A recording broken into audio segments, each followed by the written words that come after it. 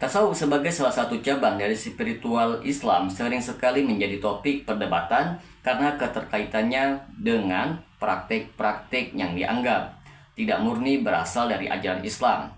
Salah satu aspek yang menarik untuk kita gaji adalah bagaimana tasawuf dipengaruhi oleh unsur-unsur Hindu-Buddha, terutama di kawasan Asia Selatan dan Asia Tenggara. Hal ini menimbulkan pertanyaan tentang sejauh mana tasawuf menyerap pengaruh luar dan bagaimana sinkretisme budaya tersebut membentuk wajah Islam di kawasan tertentu. Bagi teman-teman sekalian yang penasaran dengan kelanjutan dari pembahasan video kali ini, maka tonton terus video ini hingga selesai agar kita menemukan fakta yang sebenarnya.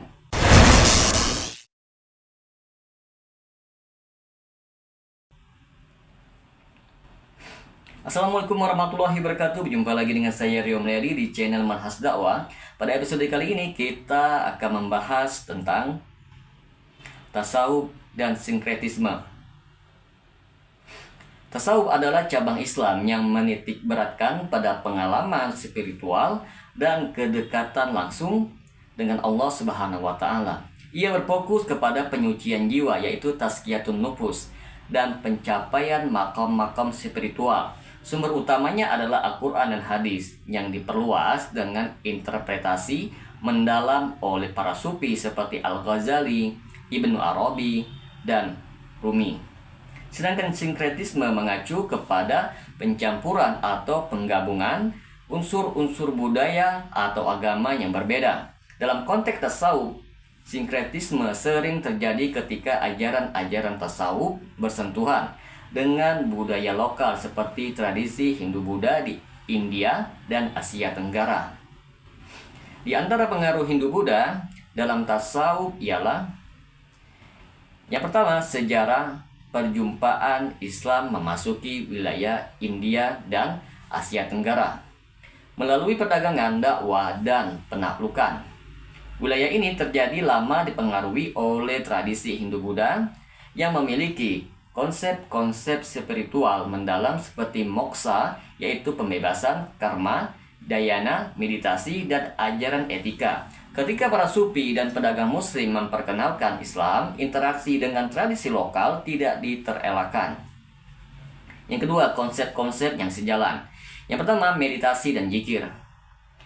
Tradisi meditasi dalam Hindu-Buddha seperti yoga dan dhyana memiliki kemiripan dengan praktek zikir dan muraqabah dalam tasawuf.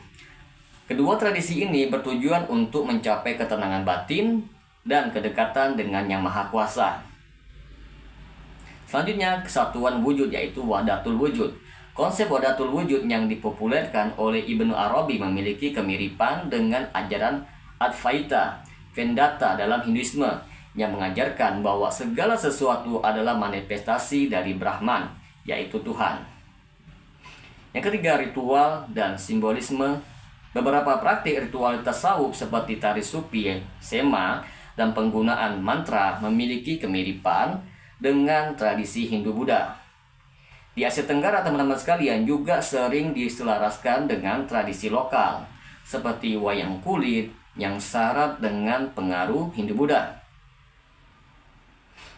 Setelah kita mengetahui pengaruh Hindu-Buddha dalam tasawuf, maka kita akan membahas sinkretisme tasawuf dalam Asia Tenggara. Yang pertama, tasawuf dan Islamisasi di Nusantara. Proses Islamisasi di Nusantara tidak bisa dilepaskan dari pengaruh tasawuf. Para wali songo misalnya menggunakan penenggatan budaya lokal yang kental dengan unsur Hindu-Buddha untuk memperkenalkan Islam. Hal ini terlihat dari penggunaan gamelan, wayang, dan seni-seni lokal lainnya. Yang kedua, tradisi kejawen dalam masyarakat Jawa.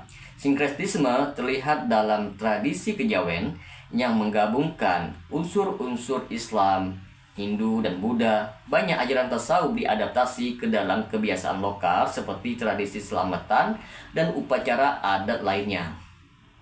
Di antara bentuk kritik terhadap sinkretisme tasawuf adalah yang pertama, pandangan ulama salaf. Banyak ulama dari kalangan salaf mengkritik tasawuf yang bercampur dengan budaya lokal sebagai bid'ah dan penyimpangan. Mereka berpendapat bahwa Islam harus tetap murni tanpa pengaruh luar. Kritikan Salafi terhadap sinkretisme di antara lain yang ialah: yang pertama, pengaruh Hindu-Buddha dalam ritual Islam. Salafi menyoroti bahwa beberapa praktik Islam di Nusantara dipengaruhi oleh tradisi Hindu-Buddha, teman-teman sekalian. Contoh yang sering dikritik meliputi seperti ritual tahlilan yang mirip dengan upacara selamatan dalam tradisi Hindu. Selanjutnya, tabur bunga di makam yang mirip dengan tradisi penghormatan kepada leluhur dalam budaya Hindu-Buddha. Selanjutnya, kepercayaan kepada roh halus dan praktik perdukunan yang bercampur dengan ajaran Islam. Yang kedua, tradisi lokal yang tidak Islami. Beberapa tradisi lokal yang dianggap sebagai bentuk sinkretisme antara lain yaitu kepercayaan animisme dan dinamisme yang masih bercampur dalam praktek keagamaan. Selanjutnya, tradisi mistik dan klinik seperti membaca mantra, jampi-jampi, atau pengobatan alternatif dengan unsur gaib. Yang ketiga, distorsi terhadap tauhid. Salafi menegaskan bahwa sinkretisme ini merusak kemurnian tauhid karena mencampurkan ajaran tauhid dengan kepercayaan politisme. Hal ini dianggap bahaya bagi keimanan seseorang muslim. Yang kedua, konsekuensi teologis. Penggabungan ajaran Hindu-Buddha dapat menyebabkan pergeseran konsep tauhid dalam Islam. Misalnya, penyembahan wali atau keramat bisa dianggap syirik karena memang itulah praktek kesyirikan yang mereka perbuat.